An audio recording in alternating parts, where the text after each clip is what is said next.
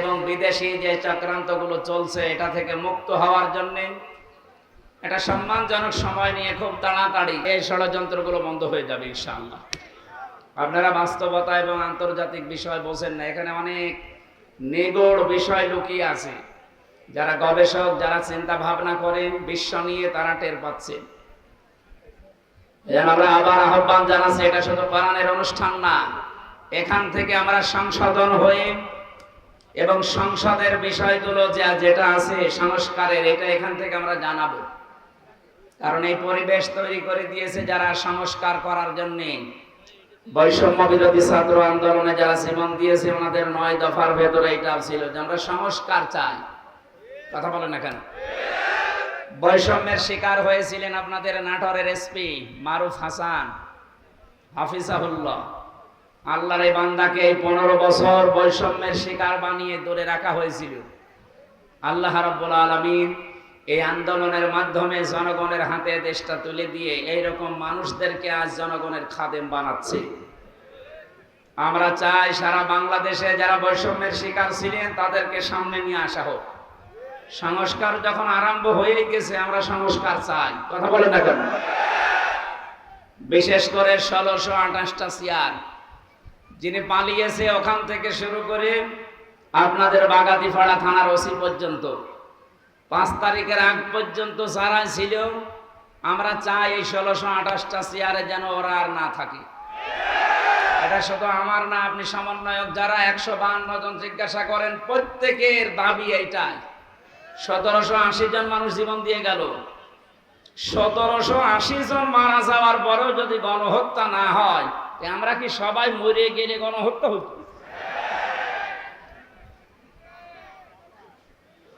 অনেকে বলছে না, এরা এখনো শহীদ হয়নি, এরা এমনি এমনি ইয়ারকি মেরে জীবন দিয়েছে। আপনি দেন তো দেখি, আপনি যান, এই যে পুলিশ বসে আছে যারা গুলি চালাইতো, এরা না। আপনি যান ওনাদের গুলির সামনে একটু বুকটা পেতে দেন তো, কত বড় ঈমান আপনার দেখছি। যান, শহীদ আবু সাঈদের জীবনের মায়া ছিল না? কথা বলে না কেন? জীবনের মায়া ছিল, কিন্তু যখন দেখেছি যে মুক্ত ভাবে চলতে পারি না, কথাও বলতে পারি না, এই জীবন রেখে করবো কি? এই মানবতার পক্ষে থেকে শেষ পর্যন্ত জীবনটা দিয়ে আমাদেরকে একটা স্বাধীন দেশ দিয়ে গেল। একেও যদি আপনার শহীদ মনে না হয়, তা কি ও আবার কবর থেকে উঠে এসে বলবে যে এই দেখো আমি শহীদ হচ্ছি? এগুলো আর একটা ক্যান্সার। আমার কথা সাফ, কি হবে আগে পরে ওগুলো আমি ভাবি না, বাস্তবতার সামনে যেটা আসে ওইটাই বলছি। আমরা সত্যিই চাচ্ছি এদেশে 1628টা চেয়ারে সব যেন হাত খোলা থাকে আবু সাঈদের মতো। এতদিন হাত বাঁধা ছিল, এই জন্য ওনাদের ইচ্ছা থাকলেও করতে পারে না। প্রধানমন্ত্রী যিনি ছিলেন পালিয়ে গেছে, ওনারে প্রধানমন্ত্রী বলা আমার মনে হয় ঠিক হয় না, কারণ উনি তো আর জনগণের ভোটে প্রধানমন্ত্রী না। এই শব্দটাকে আজ বহির্বিশ্বে ওনারা উল্টা পাল্টা করে মানুষকে শোনাতে চাচ্ছে যে আমরা প্রত্যক্ষ ভোটে নির্বাচিত ছিলাম। কিসের নির্বাচিত ছিলেন? আল্লাহ বলেন, হুয়া জিতাবাকুম ওয়া মা জাআলা আলাইকুম ফিদ-দীন মিন হারাজ। তিনি সে আল্লাহ যিনি তোমাদেরকে নির্বাচিত করে। নাটোরবাসী জবান খুলে বলবেন তো, মানুষ যে নির্বাচিত হয় কিসের মাধ্যমে? নির্বাচনে। কিসের? নির্বাচন না হলে নির্বাচিত হওয়া যায়?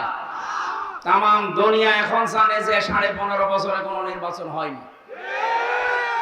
ভোটের আগে 154 জন হয়ে যায়, 300-র ভেতরে 151 জন পেলে সরকার গঠন করা যায়, সেখানে 154 জন এমনি হয়ে গেছে। এটা তামাম দুনিয়া দেখেনি। এরপরে ভোট দেখলাম কি দিনে হবে না, ও রাতেই করে ফেলেছে।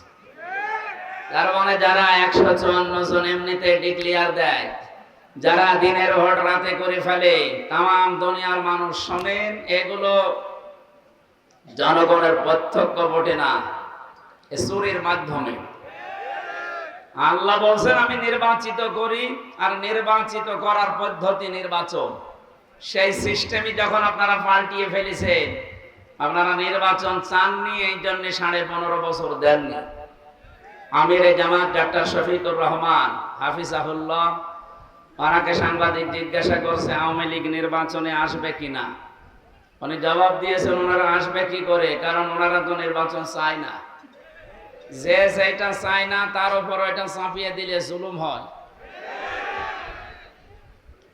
এবার আপনি ঠেলা টের পান, নিজের ফাঁদে আপনি নিজে মরবেন।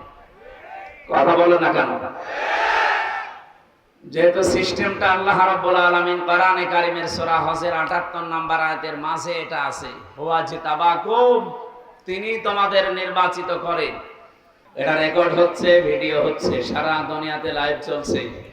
তামাম পৃথিবীর কাফের, মুশরিক এবং বাংলাদেশের নাস্তিক, মুরতাদার, মুনাফিকদেরকে আমি এই দৃশ্য দেখার জন্য আহ্বান জানাচ্ছি। প্রচন্ড এই রোদের ভেতরে কোরআনের জন্য মানুষ খেয়ে না খেয়ে যারা বসে আছে, এই দেশে কোরআনের বিকল্প কিচ্ছু এই জনগণ চলতে দেবে না ইনশাআল্লাহ। যে আল্লাহ আমাদেরকে কষ্ট স্বীকার করার তৌফিক দিচ্ছে, দ্বীনের জন্য যারা কষ্ট স্বীকার করে, বিশেষ করে কোরআনে কারীমের জন্য, আহলুল কোরআনি হুম আহলুল্লাহি ওয়া খাসাতুহু ইলা আখিরিল হাদিস। ইবনে মাজাহ শরীফের হাদিসে নবীজি বলেন, যারা কোরআনওয়ালা এই মানুষগুলোই আল্লাহওয়ালা। এরা আল্লাহর আহাল এবং পরিবারভুক্ত লোক আর খাস। আজকে এরা কোরআনের তাফসীর মাহফিল অনুষ্ঠান সুন্দরভাবে করার জন্য আমার হাফ কিলো দূর থেকে নিয়ে আসছে, অথচ 5 তারিখের আগে এই অনুষ্ঠানটায় হাফ কিলো দূর না, এখান থেকে কুষ্টিয়া 45 কিলো বাধা দিত। 10 ওনাদের উপরে যারা ছিল ভাই জালেমদের, আর প্রশাসনকে সারা বাংলাদেশের আর একদিকে লাগিয়েছে এরা। মানুষ দেখলে এখন ঘৃণা করে, অথচ পুলিশের এই পোশাকটা সম্মানের পোশাক না। আমি যতটুকু দেখেছি ওনাদের কাজ কারবার, যে অ্যাক্টিভিটিস রাত দিন, সত্যি যদি হাত খোলা অবস্থায় কাজ করতে পারে, এগুলো একেবারে জিন্দা আল্লাহর ওলি। খালি চাপে পড়ে করতে পারে না, এই জন্য মানুষ ঘৃণা করে। ওনাদের যে ডিউটির কোনো শেষ নেই। বাংলাদেশের প্রত্যেকটা দিক এবং বিভাগের ডিউটি আছে, 8 ঘন্টা আপনি ওভারটাইম করতে পারেন, ওদের কোনো ওভারটাইম নেই। 24 ঘন্টা টয়লেটে আছে, যদি কল আসে ও অর্ধেক থুয়ে দৌড় দেওয়া লাগে। হ্যাঁ, আমার দোলা ভাইও আছে। খুব পরিশ্রম করা লাগে এই চাকরিতে। বাংলাদেশে একটাই চাকরি পুলিশের, অথচ এই বাহিনীকে এ জাতির বিপক্ষে দাঁড় করিয়েছে জালেমরা। সবাই না, উপরে কয়েকজন ছিল এই জালেমদের দোসর, ওদের কারণে আজ সারা বাংলাদেশের সব পুলিশের বদনাম। আমরা চাই ওই মানুষগুলোকে, বিশেষ করে এই হাউমানকে, এই 3 ইঞ্চিরে ধরা দরকার, ধরে ওরে পিটিয়ে 6 ইঞ্চি বানানো লাগবে। এরকম কোলাঙ্গার যেগুলো ছিল, এদের কারণে এদেশের মানুষ জিম্মি হয়েছিল। এখন আসেন তো সামনে, এসে মাইক কাটি নেন, আসেন। কোন মায়ের দুধ খেয়েছে আপনাকে দেখছে, আসেন। আমরা চাই এদেশে 96% মুসলমান আমরা বাস করি। কোরআনের কথা না, হাদিসের কথা না, মানবতার পক্ষে যার যতটুকু সামর্থ্য আছে কথা বলবে, বাধা দিলে ঠ্যাং ভেঙে ফেলা হবে। কয়েকদিন আগে বাংলাদেশের গোয়েন্দা বিভাগের সর্বোচ্চ যিনি দায়িত্বে আছেন, উনি কল দিয়েছিল, বলছে হুজুর কোরআনের কথা যেই ফোর্সে আল্লাহ জানিয়েছে ওই ফোর্সে বলবেন। 56,000 বর্গ মাইলের কোন ইঞ্চি থেকে যদি কেউ বাধা দেয় একটু জানাবেন, ওরা একেবারে 14 বংশ উদ্ধার করে দেব। বললাম স্যার আপনি এতদিন ছিলেন কোথায়? বলছে হুজুর আমি নতুন দায়িত্ব নিয়েছি। এই জন্য আশা করছি উনি যেটা বলছিলেন যে আমি মুসলমান হিসাবে আমার যে দায়িত্ব আল্লাহ রাসূল দিয়েছেন, আমার ঈমান আছে, আমি ঈমানকে সামনে নিয়ে পালন করব। আর আমরা এইটাই চাই। কথা বলে না কেন? ক্ষমতায় কে যাবে না যাবে ওটা আমার দেখার দরকার নেই। আমার দেখার দরকার যে এই দেশে আল্লাহর বিধান কে বেশি পালন করতে পারে। আর আমরা এই অনুষ্ঠানগুলো আমরা ওই নিয়তেই করি। আজকে এসপি সাহেব বল দিয়ে বলছিলেন এই জেলায় নাকি সবচাইতে বেশি আত্মহত্যার প্রবণতা বাড়তেছে। এই এলাকায় আছে কিনা জানি না। আত্মহত্যা এই শব্দটা শুনলেই কেমন শরীর শিউরে ওঠে। কোরআনে 500 কবিরা গুনার কথা আছে, এটা একটা। কেউ যদি আত্মহত্যা করে, ওয়ালা তাকতুলু আনফুসাকুম, আল্লাহ বলেন আত্মহত্যা করো না। কে বলছে? সুতরাং আপনারা মুসলমান, আল্লাহর আদেশ মেনে চলবেন। যত কষ্ট হোক জীবন চালাতে, যার যত বেশি কষ্ট হবে আখিরাতে তার জন্য আল্লাহ তত বড় বাগান তৈরি করবে।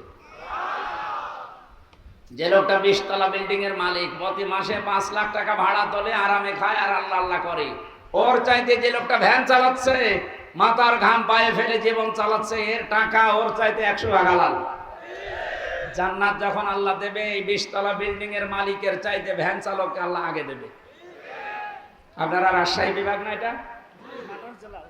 রাজশাহী বিভাগের মানুষ তো টাকা পয়সা আছে, আপনাদের গরিব মানুষ আছে রংপুরের। এই বিভাগের মানুষেরা গরিব তো, আমার মনে হয় নবীর ওই হাদিস, ধনীদের চাইতে গরিবদেরকে আল্লাহ 500 বছর আগে জান্নাতে দেবে। সেই হিসাবে শহীদ আবু সাইদের বিভাগ রংপুরের মানুষগুলো আগে জান্নাতে যাবে তুলনামূলক। এরপরে রাজশাহী আছে, এরপরে আপনারা, এরপরে আমরা খুলনা বিভাগে, এরপরে আমরা, এরপরে তো সিলেট আছে, চট্টগ্রাম আছে, সর্বশেষ যাবে ঢাকা, কারণ সব কমির গুলো ওখানে। গরিব মানুষ বলে আপনারা মন খারাপ করবেন না, যে সেখানে সেই দায়িত্বে আছেন, জীবনের এটা টার্গেট নিয়ে মারা তো যাবেনি, হয় 2 দিন আগে নাই 2 দিন পরে। এই টার্গেট যেন আপনার থাকে যে আল্লাহ আমি চর্ম চোখে যেন দেখি যে তোমার কোরআন এই দেশে চলছে। যদি কায়েম নাও হয়, তাও কিয়ামতে আপনি শহীদের কাতারে দাঁড় হয়ে থাকতে পারবেন। সুবহানাল্লাহ বলতে পারেন না? যারা আত্মহত্যা করছেন, এই প্রবণতা বন্ধ করা দরকার। এটার জন্য কিছু অনুষ্ঠান আছে, ওইগুলো আমি কিছুক্ষণ পরে এসপি সাহেবের কাছে যাব, উনি আমাকে দাওয়াত দিয়েছেন, আমি যাব, কিছু পরামর্শ আছে করব। এই বিষয়গুলো সামনে আনতে পারলে এই প্রবণতা কমে যাবে ইনশাআল্লাহ। মানুষ যখন জীবনের উপরে হতাশ হয়ে যায়, যখন জীবনের উপরে আশা হারিয়ে ফেলে, তখন এই পথ বেছে নেয়। ওই সমস্ত কাজগুলো যেন সামনে না আসে। প্রায় 8টা 9টা পদ্ধতি আছে কোরআনে, আমি এইগুলো যে অ্যাপ্লাই করে দেখি, ওইগুলো এই দেশে বিশেষ করে নাটোর জেলায় যেহেতু এটা বেশি, এটা চালু করা যায় কিনা। 2 নম্বরে শুনলাম নাকি এই জেলায় সুদ একটু বেশি, টাকা ছেড়ে রাখে, টাকা আসে। আমি জানি এটা মায়ের সাথে জেনা করার গুনাহ হবে। যারা 1000 টাকা ছেড়ে রাখে, 1000 টাকায় 1100 টাকা দেয়, এরকম মানুষ দেশে নেই? এই সুদের সাথে জড়িত আছেন কারা? হাত তোলেন তো ভাই, অসুবিধা নেই, ক্যামেরা সব আমার দিকে, তুলেন তুলেন। ও, আমার মনে হয় এসপি সাহেব এই তথ্যটা উনি ভুল দিয়েছে, এই এলাকায় এখন এগুলো আসেনি। আলহামদুলিল্লাহ, এগুলোর সাথে জড়িত হওয়া যাবে না। না খেয়ে আপনি মারা যান, জান্নাত পাবেন, কিন্তু সুদ খেয়ে মারা গেলে মায়ের সাথে জেনা করার গুনাহ নিয়ে কিয়ামতে ওঠা লাগবে। আপনার কপালে লেখা থাকবে যে এই লোকটা মায়ের সাথে জেনা করেছে। বলেন তো নাউজুবিল্লাহ। ন্যূনতম সরিষার দানা পরিমাণ ঈমান যার আছে, সে কি এই কাজে লিপ্ত হতে পারে? আশা করছি আপনারা যদি কেউ থাকেন, ছেড়ে দেবে। আমরা যেটা শোনাচ্ছিলাম, দল মত নির্বিশেষে কোরআনের অনুষ্ঠানে যারা আমরা এসেছি, আবার বলেন আলহামদুলিল্লাহ। দরুদ আর সালাম পাঠ করে আমরা আলোচনায় যাচ্ছি। আজকের বিষয় জান্নাত প্রস্তুত কাদের জন্য? জান্নাত এটা প্রস্তুত করা আছে, কিন্তু কাদের জন্য আল্লাহ এটা প্রস্তুত করে রাখলেন সেটা কোরআন দিয়ে আজকে সম্ভব। তাফসীর মাহফিল লিখে দিয়েছেন, সূরা আলে ইমরান 134-35 দুইটা আয়াত পড়েছি। আমার যতটুকু জ্ঞান আছে সামারাইজ করে নিয়ে এসে অন্তত যতক্ষণ সময় চালানো যায়। এই কিছু লাগবে ভাই, কিচ্ছু লাগবে, যান যান যান, কেউ নড়াচড়া করবে। আল্লাহ পাক বলেন উইদ্দাত লিল মুত্তাকিন, আমি জান্নাত প্রস্তুত করে রেখেছি, বানিয়ে রেখেছি, তৈরি করে রেখেছি মুত্তাকিদের জন্য। এখন মুত্তাকি কারা? আমাদের দেশে আমরা মনে হয় মুত্তাকি তাদের মনে করি যাদের এত বড় জুব্বা আছে, পাগড়ি মাথায় আছে, হাতে তসবিহ আছে, শুধু ঘন ঘন পান খায়। কথা বলে না কেন? না, মুত্তাকি হচ্ছে ওই লোকটা, যে লোকটা আল্লাহর নিষিদ্ধ কাজ জানে যে এটা নিষিদ্ধ, শুধু ছেড়ে দিয়েছে, এর নাম মুত্তাকি না। কেউ যদি ঘৃণা করে ছেড়ে দেয়, সে মুত্তাকি। আল্লাহর নিষিদ্ধ কাজ ওই দুইটা, আত্মহত্যা করা আর সুদ খাওয়া। এক কথা বলে না কেন? এই দুইটা কাজ শুধু ছেড়ে দেবেন না, আজকে থেকে পায়খানার মতো ঘৃণা করে ছেড়ে দেবেন, এ মাহফিল তাহলে সাকসেস হবে। আর এই জন্য এলাকার মানুষের এত টাকা পয়সা খরচ করে আপনাদের ডাক দিয়েছে, নাকি লোক দেখানোর জন্য? সুতরাং আশা করছি এই দুইটা গুনাহ এলাকায় যেহেতু বেশি, আপনারা একটু মুক্ত হওয়ার চেষ্টা করেন। আল্লাহ রাব্বুল আলামিন বলেন, আল্লাযীনা ইউনফিকুনা ফিস সাররাই ওয়াদ-দাররাই ওয়াল কাযিমিনাল গায়যা ওয়াল আফিনা আনিন নাস। এই পৃথিবীতে যে মানুষগুলো সুখে হোক দুঃখে হোক, সচ্ছল অসচ্ছল অবস্থায়, যে অবস্থায় থাকুক না কেন, এরা খরচ করতে থাকে। অনেক মানুষ মনে করে টাকা পয়সার মালিক আগে হয়নি, তখন আমি দান সাদকা করব। আপনি যদি সালমান এফ রহমান, যেটা বাংলাদেশের ভেতরে সব চাইতে বড় চোরের তালিকায়, তার নাম 2 নম্বরে আছে। 1 নম্বরে ইসলামী ব্যাংকের সাথে জড়িত ছিল এস আলম, এইটা ও ৭৫,০০০ কোটি টাকা মেরে ফেলিস, আর এ মেরেছে ৩৬,০০০ কোটি। এ দেশ চালাতে যা লাগে 3 ভাগের 2 ভাগই এরা 2 জন নিয়েছে, আর আমরা সব এই দেশে ভাড়াটিয়া। কোরআনে কারিমের নির্দেশ যদি আমার মনে হয় দেশে চালু থাকতো, এই 2 জনের হাত থাকার কথা না। গতকালকে 300 এমপি এবং 14 জন নির্বাচন কমিশনার যারা এখনো বেঁচে আছে, এই 3 ট্রাম্পের, এদের সম্পদের হিসাব চাওয়া হচ্ছে। আমার মনে হয় প্রত্যেকেই ধরা খাবে। এক কথা বলে না কেন? আমি যা দেখেছি প্রত্যেকে ধরা খাবে। সেদিন গিয়েছিলাম এই যে বড়গোনা, পটুয়াখালী, ওখানকার একজন মারা গেছে এমপি। ওর কত বিঘা জমি ছিল? 5.5 বিঘা না কত, 3 বছর 15 বছর আগে। এই 15 বছরের ভেতরে 800 কত বিঘা জমির মালিক সব আল্লাহ জিবরাইলের মাধ্যমে রাতের বেলা দিয়ে গেছে। একটা মানুষ যদি সারা জীবন টাকা উপায় করতেই থাকে, 850-60 বিঘা জমি কেনা সম্ভব? কি এমন কি আলাউদ্দিনের চেরাগ বেরোয় 15 বছরে 5 বিঘা থেকে এত বেড়ে গেল? মানে এই সিস্টেমটা ঠিক নেই, এই জন্যই তো এই দেশটা উপরে ওঠে না। আমরা ইনসাফ এবং ন্যায় সত্য এটা যদি কায়েম করে দিতে পারি, সম্পদ যা আছে, মানুষ যা আছে, এইগুলোই সম্পদে পরিণত হয়ে যাবে। খালি সুষ্ঠু বন্টনের দরকার। আর এটার জন্য এই যে আল্লাহর আইন চাই, সৎ লোকের শাসন চাই যারা বলে, না, শব্দটা ঠিক হয়নি। আল্লাহর আইন চাই, সৎ লোকের শাসন হলে হবে না, সৎ এবং যোগ্য হওয়া লাগবে। এদেশে মহমান সৎ ছিল, আমরা দেখেছি। এই দরবেশের মতো মানুষ আমরা মনে করতাম না যে আজরাইল জিবরাইল মনে হয় জান্নাত থেকে নেমে এসেছে, অথচ লোকটা যোগ্য ছিল না। সৎ তো মনে করতাম উপরে উপরে, কিন্তু যোগ্য ছিল না। যোগ্যতা অর্জন করা লাগবে সতের পাশাপাশি। যেন আল্লাহর আইন চাই, সৎ এবং যোগ্য লোকের শাসন চাই, তাহলে দেশটা আবার দাঁড়িয়ে যাবে ইনশাআল্লাহ। আমরা যারা মনে করছে টাকা পয়সা কামাই করে নেই, তারপরে না, আপনি ওই পর্যন্ত যে কামাই করে টাকা পয়সা দিলে যা হতো, এই অসচ্ছল অবস্থায় যদি 5 টাকা দেন, ওই সময় 5 কোটি টাকা দেওয়ার সমান হবে। এই জন্য যে অবস্থায় থাকি, জান্নাত আমাদের জন্য প্রস্তুত করবেন। 1 নম্বরে গুণ অর্জন করা লাগবে, যেখানে যে অবস্থায় আছে, সচ্ছল অসচ্ছল, যতটুকু সামর্থ্য আছে খরচ করা, দিনের জন্য, মানবতার জন্য, গরিব দুঃখীর জন্য।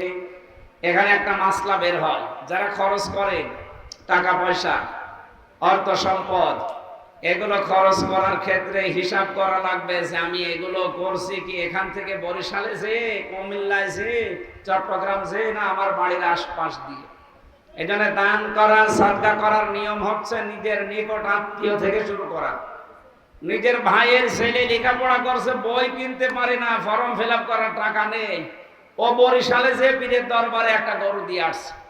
কিয়ামত পর্যন্ত আপনার ওই গরু কবুল হবে না, আগে আপনার ভাইয়ের ছেলেকে দেখেন। এখন বলে দেখেন, এই যে রক্তের সম্পর্ক যেটা, এটা যারা দূরে করে দেয়, দূরে ঠেলে দেয়, খোঁজ রাখে না, তাদের মনের ভেতরে হাজারো ভয় আল্লাহ নিজে তৈরি করে দেয়। নবীজি এসে বলেছিলেন যে প্রথমে সাম্মিলুনি, আমাকে ঢেকে দাও, আমি ভয় পেয়েছি। হযরতে খাদিজা তার স্ত্রী বলেছিলেন, ইন্নাকা লা তাসিলুর রাহমা, রিহমা বা রাহিমা, হে নবী, হে আমার স্বামী, আপনি ভয় পাবেন না, কারণ আপনি রক্তের সম্পর্ক ঠিক রাখেন। এই হাদিস থেকে প্রমাণ হয় যারা রক্তের সম্পর্ক দুনিয়ায় অটুট রাখবে, ঠিক রাখবে, তাদের মনের ভেতর থেকে আল্লাহ ভয় দূর করে দেবে। অথচ সেখানে বহু আল্লাহওয়ালা মানুষ বসে আছে, আমরা নামাজ পড়ি, রোজা রাখি, হজ করে এসেছি, নিজের নিকট আত্মীয় স্বজনের সাথে সম্পর্ক ভালো না। কথা বলে ঠিক কিনা? নিজের আপন ভাই, আপন বোন, নিজের চাচা চাচি, ফুফু, মা বাবা, এর চাইতে আপন আর আপনার কাছে কেউ আছে? এই আপন জনগুলোর সাথে সম্পর্ক অধিকাংশ পরিবারে খারাপ।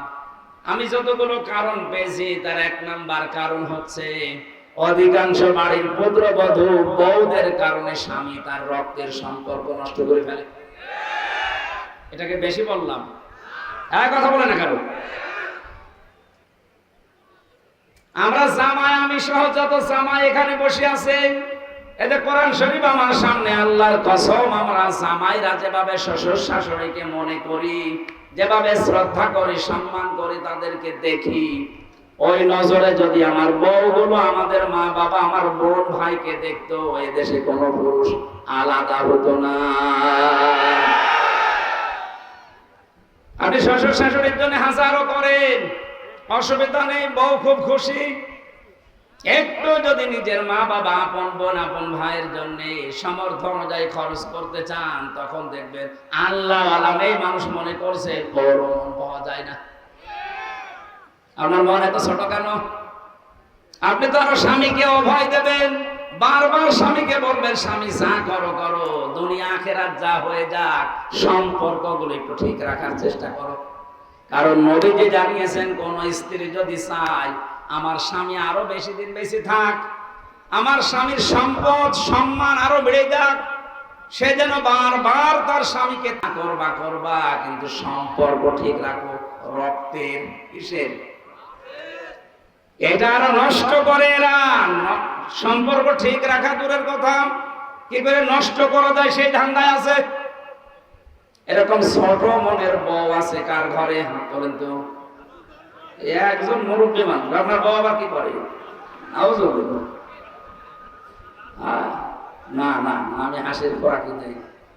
এটা মুরব্বী মানুষ, আমার দাদার বয়সী, ওর বউ যদি এই করে, এখানে যুবক মানুষের বউরাও কি আল্লাহর ওলি থাকবে?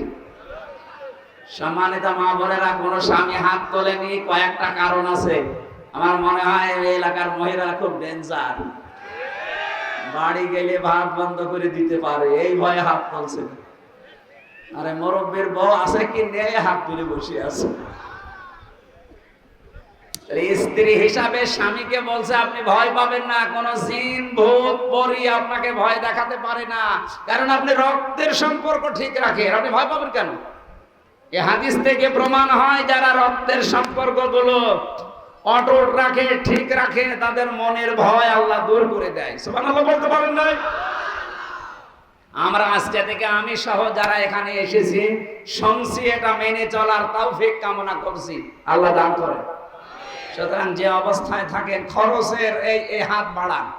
যত খরচ করবেন তত আল্লাহ বাড়িয়ে দেবে, কারণ সম্পদ বাড়ানোর মালিককে।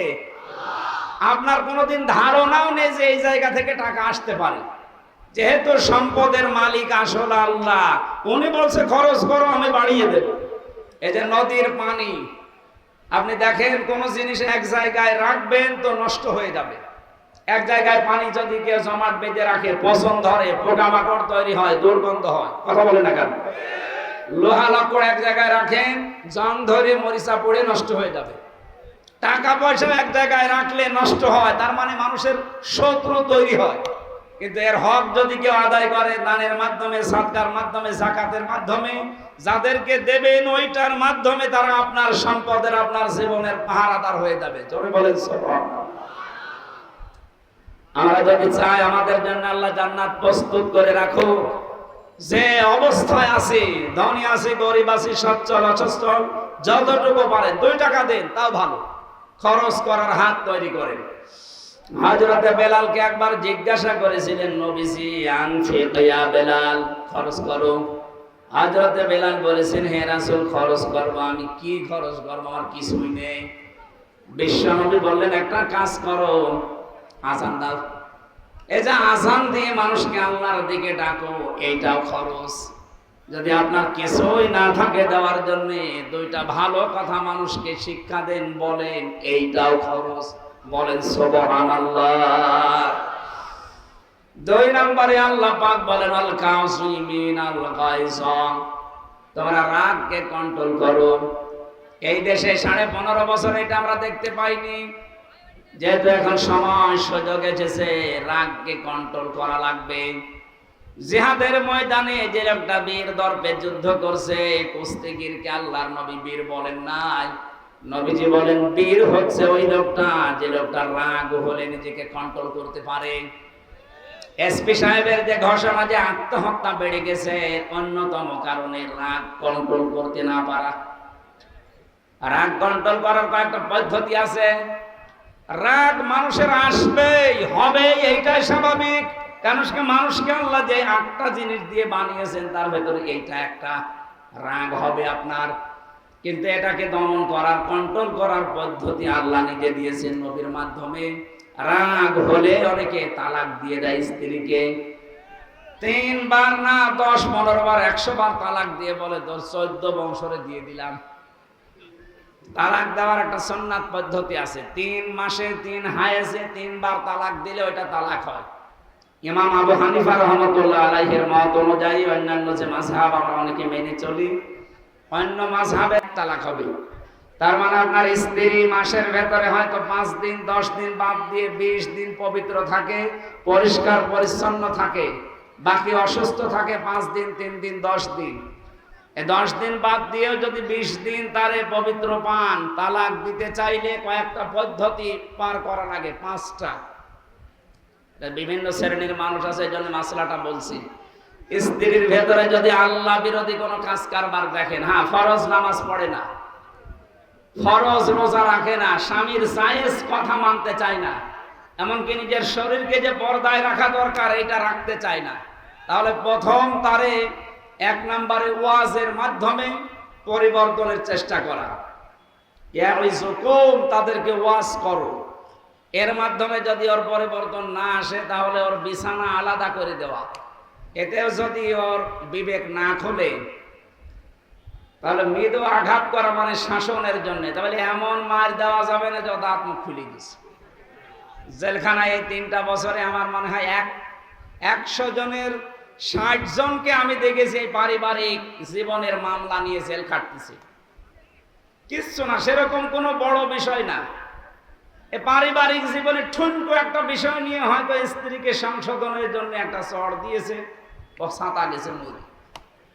এখন যিনি জল্লাদের দায়িত্বে আছে কেন্দ্রীয় কারাগারে, ইলিয়াস, আগে ছিল শাহজাহান জল্লাদ, এখন ইলিয়াসের দায়িত্বে এসেছে। এই লোকটার মামলা আমার মাঝে মাঝে আসতো আমার কাছে, ফাঁসির এই কন্টেন্ট ছেলে বলছে, হামজা ভাই, আমি 17 বছর ছিলাম সৌদি আরবে, এসে বিয়ে করলাম, বিয়ের পরে দেখি আমার মার সাথে বর কোনো মিল নেই, কিছু করলেই বর মন পাওয়া যায় না, খালি রাগ করে, ঝগড়া করে। মনে করলাম একটু সংশোধন করি, সংশোধনের নিয়তে ভয় দেখানোর জন্য একটা থাপ্পড় দিয়েছি। থাপ্পড়টা একটু জোরে হয়েছিল, ও ছাতা গেছে মরে। ওর বাবা আর মা মিলে আমারে মামলা দিয়েছে, এই যে আমি জেল খাটছি। আমার প্রথমে ফাঁসি ছিল, এখন আমার যাবজ্জীবন। 30 বছর জেল খেটে বের হওয়া লাগবে। বলেন আপনি, 17 বছর বিদেশে কাটিয়েছে, 30 বছর জেলের ভেতরে, আরো 25 বছরে হয়তো বিয়ে করেছে, সব মিলে কত বছর ওর জীবন থেকে শেষ। ও আর কি করবে? অথচ বিষয়টা খুব বড় না, মাত্র সংশোধনের জন্য একটা থাপ্পড় দিয়েছিল বউকে। এই জন্য পারিবারিক জীবনে খুব হিসাব করে তালাকের এই বিষয় এবং এই গন্ডগোলের পদ্ধতি মেটানোর কিছু সিস্টেম জানা লাগবে, নয়তো পারিবারিক জীবন কন্ট্রোল করা এই জামানায় সম্ভব না। সব এখন হাতের মুঠায় পাওয়া যাচ্ছে। স্ত্রীকে শাসন করার ক্ষেত্রে খুব সম্মান দিয়ে শ্বশুর শাশুড়ির সামনে আর সন্তানাদের সামনে গালিগালাজ তো দূরের কথা, চোখ গরমও দেওয়া যাবে না। যদি কিছু করতে চান তাহলে গোপনে যখন একান্তে থাকেন, হাত চেপে ধরেন, পা চেপে ধরার দরকার নেই, বা বিভিন্ন জায়গা যা আছে চেপে ধরেন, ধরে বলবেন যে দেখো এই কাজ করা ঠিক না। ও যদি জ্ঞানী মহিলা হয়, যদি বিবেক থাকে, ও পাল্টাবে। আর ও যদি, নাম তো নেওয়া যাচ্ছে না, পরিমণির মতো হয়, স্বামীর অভাব নেই, ওর বয়স যা স্বামী তার চাইতে বেশি। এইরকম বিবেকহীন হলে তো পারা যাবে না। যাদের অন্তত হালকা বিবেক আছে দেখবেন তারা পরিবর্তন হয়ে যাবে। সম্মানিত মা বোন যারা এসেছেন, আমি আশা করছি আপনারা ওই রকম উত্তরসূরি না, আপনারা উত্তরসূরি খাদিজাতুল কুবরা। আমি যে কথাটা বলার জন্য পর্যন্ত এসেছিলাম, কেউ যদি স্ত্রীকে তালাক দিতেই হয় 4 নম্বরে তাকে সংশোধনের জন্য মায়ের দেওয়া জায়েজ আছে, কিন্তু লাঠি হওয়া লাগবে 1 বিঘত পরিমাণ। এটা আবার মারা লাগবে মাথা থেকে পা পর্যন্ত, মুখে, বুকে, পিঠে আর এই মাথায় 4 জায়গায় মারা জায়েজ নেই মেয়েদের। কেউ যদি জোরে মারার কারণে কারো স্ত্রীর শরীরে কোনো জায়গায় দাগ পড়ে যায়, নুনসা পড়ে যায়, 100 উট কোরবানি দেওয়া লাগবে। জীবনে চোখে দেখেছি বউ মারা যারা, বউ যারা মারে এরা ইতর মানুষ। থানাতে যেয়ে দেখেন কত মানুষ এই পারিবারিক জীবন নিয়ে ঝামেলায় প্রতিদিন নোট করে ওদের হাত ব্যথা হয়ে যায়। আশা করছি এ থানা এগুলো যেন সামনে না হয়, আল্লাহ আপনাদেরকে বাঁচার তৌফিক দিন। 5 নম্বরে হচ্ছে একেবারেই যদি না হয় তাহলে 2 পক্ষের গার্জিয়ান ডাক দেবেন, মিলমিশ করার চিন্তা করেন। এরপরে না হলে 1 মাসে 1 তালাক দেবেন, ওই 20 দিনের ভেতরে। এটা একটা মাসলা যে 1 মাস 30 দিনে, 30 দিনে যদি আপনি 1000 ভালো তালাক বলেন 1 তালাক হবে। অন্যান্য যে 3টা মাযহাব আছে ওইটা, আর আমাদের আবু হানিফা রাহমাতুল্লাহ আলাইহির মাযহাব অনুযায়ী 1 জায়গায় যদি 3 বার বলেন যা আপনার বউ শেষ। না, এটাকে আবার হালাল করতে হলে এই যে হেলা বলে, হেলা হলে হবে না। কিসের হেলা? আপনি একজনের কাছে বিয়ে দেবেন একেবারে স্বেচ্ছায়, সে যদি সংসার করার পরে স্বেচ্ছায় ছেড়ে দেয় তারপরে 3 মাস 10 দিন পরে বিয়ে করুন। আমার মনে হয় এরকম রুচি কারো আসবে না। এজন্য এই পদ্ধতিতে যারা আছেন খুব সতর্ক থাকবেন। আর এটা হয় রাগের কারণে। কিসের কারণে? এই জন্য আল্লাহ বলেন জান্নাত আমি বানিয়ে রাখলাম তাদের জন্য যারা রাগ চেক দিতে পারে। এটা কত বড় বিষয় দেখেছেন? রাগ চেক দিতে পারলে 1000 বিপদ থেকে বেঁচে থাকা যায়। এজন্য রাগ যাদের হবে প্রথমে দাঁড়ানো থাকলে বসে পড়বে, এরপরেও যদি না হয় শুয়ে পড়বে, এরপরেও যদি আপনার কন্ট্রোলে না আসে তাহলে ওযু করা লাগবে। যে সমস্ত জায়গায় পানি দিয়ে ভেজানো দরকার এগুলো দেন, আপনার রক্ত ঠান্ডা হবে। এরপরেও না হলে আউযু বিল্লাহ পড়া বারবার। এরপরে না হলে আর কি করবেন? চোখ বন্ধ করে বসে পড়বেন। আল্লাহ রাব্বুল আলামিন কন্ট্রোলে নিয়ে এসে দেবে। যারা রাগকে কন্ট্রোল করতে পারে আল্লাহ বলেন আমি নিজে তাদের জন্য জান্নাত তৈরি করে রাখি। সুবহানাল্লাহ বলতে পারেন না? 5 ওয়াক্ত নামাজ পড়া, 30টা রোজা রাখলে জান্নাত আমি তৈরি করে রাখি, এমন কথা আল্লাহ দেয়নি। বলেছে যারা রাগ কন্ট্রোল করে তাদের জন্য আমার জান্নাত প্রস্তুত করে রাখি। বলেন আল্লাহু আকবার। আলাফিনা আনিন নাস, যারা মানুষকে ক্ষমা করে দেয়। এটা যে বহু মহৎ গুণ নবীজির জীবনে আমরা পেয়েছি। বিশ্ব নবী মুহাম্মদুর রাসূলুল্লাহকে যারা নিজের দেশে থাকতে দেয়নি, এ কঠিন অবস্থায় নবীজি ক্ষমতা পাওয়ার পরে তাদেরকে ক্ষমা করে দিয়েছিলেন। এর দৃষ্টান্ত আজ অনেকে দেখাতে পারে না, অনেকে দেখানোর চেষ্টায় আছে। সম্মানিত ভাইরা, আমার মনে হয় আসরের নামাজ এখন 15 মিনিট বেশি হয়ে গেছে। নামাজটা এখানেই পড়ে নেবেন। আমরা তো মুসাফির, জোহর আসর একসাথে পড়েছি, আপনারা নামাজ এখানেই পড়বেন। আর আগামীতে মাহফিল কোনো কন্ট্রোল করে নেব, রাতের বেলা শুরু, দিনের বেলা মাহফিল আর করা যাবে না। যারা এসেছিলেন ধন্যবাদ জানিয়ে আমি ক্ষমা চেয়ে নিয়ে শেষ করে দিচ্ছি। আমি বাড়িতে একটু বিপদে ছিলাম, এই জন্য আসতে দেরি হয়ে গেছে। আসসালামু আলাইকুম ওয়া রাহমাতুল্লাহ।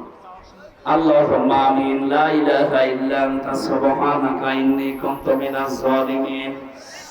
ও আল্লাহ, কোরআনের জন্য যারা এত কষ্ট স্বীকার করেছে এদেরকে কোরআনের ইজ্জতে মাফ করে দাও। সওয়াবগুলো তুমি বিশ্ব নবীর রওজায় পৌঁছিয়ে দাও।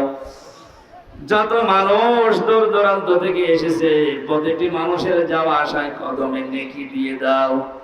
মা বোন যারা এসেছে এদেরকে তুমি আয়েশার মতো, ফাতেমার মতো বানিয়ে দাও। আমি সহ যারা অসুস্থ আছি আমাদেরকে শেফায়ে কামিলা জেরাবান নসিব করে দাও। প্রশাসনের যে ভাইরা আজকে দায়িত্বে এসেছে নিজেদের বাবা মা স্ত্রী পুত্র ছেড়ে দিয়ে দেশ এবং দেশের দায়িত্বে নিরাপত্তার জন্য যারা জান প্রাণ দিয়ে খাটতেছে, প্রশাসনের দায়িত্ব তুমি ইবাদত হিসাবে কবুল করে নাও। আল্লাহ তাদের মা বাবা স্ত্রী পুত্রকে তুমি সহি সালামতে রাখো, তাদের শরীরকেও তুমি সুস্থ রাখো, ঈমান আর ইবাদত দিয়ে তাদের জীবন ভরে দাও। বারাকাল্লাহু লানা ওয়া লাকুম ফিল কোরআনিল আযীম। মরণ আসলেই যেন পড়তে পারি লা ইলাহা ইল্লাল্লাহু মুহাম্মাদুর রাসূলুল্লাহ। ও আমার এখানে দাঁড়িয়ে কেন বসুন।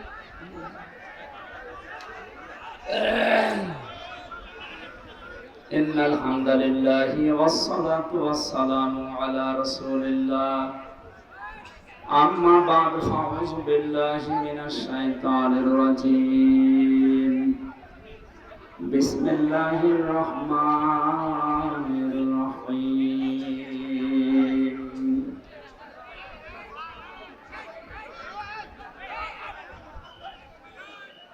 الذين ينفقون في السراء والضراء والكاظمين الغيظ والعافين عن الناس والله يحب المحسنين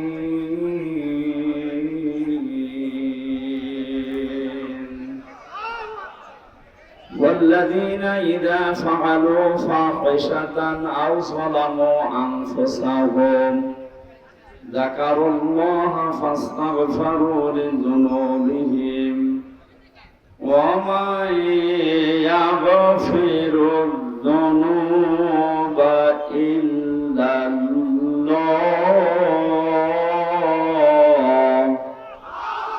ولم يصروا على ما فعلوا وهم يعلمون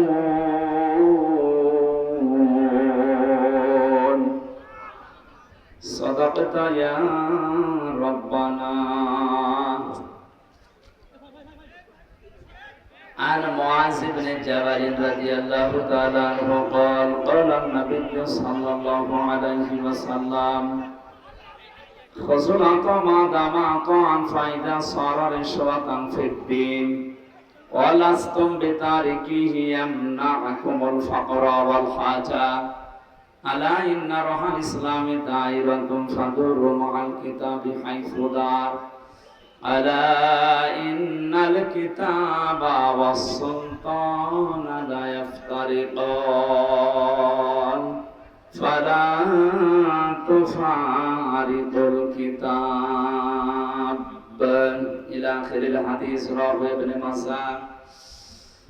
وما زادهم إلا إيمانا وتسليما. اللهم صل على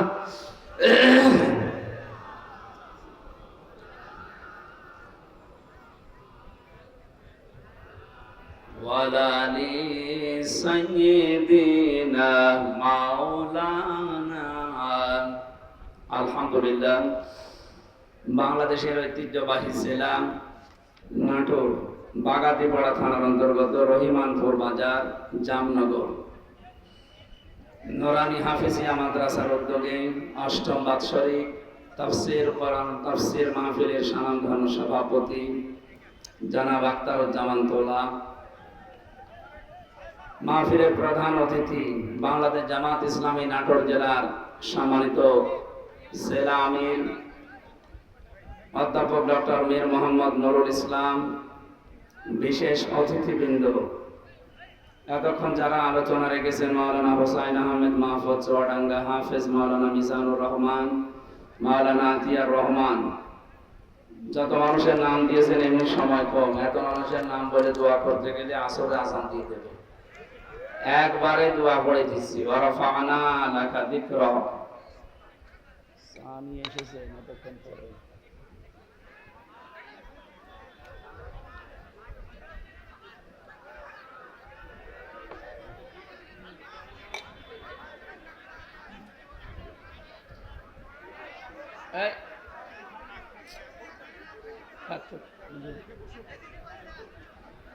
যেখানে আসে ওই যাবেন, থাক, ঠিক আছে, থাক।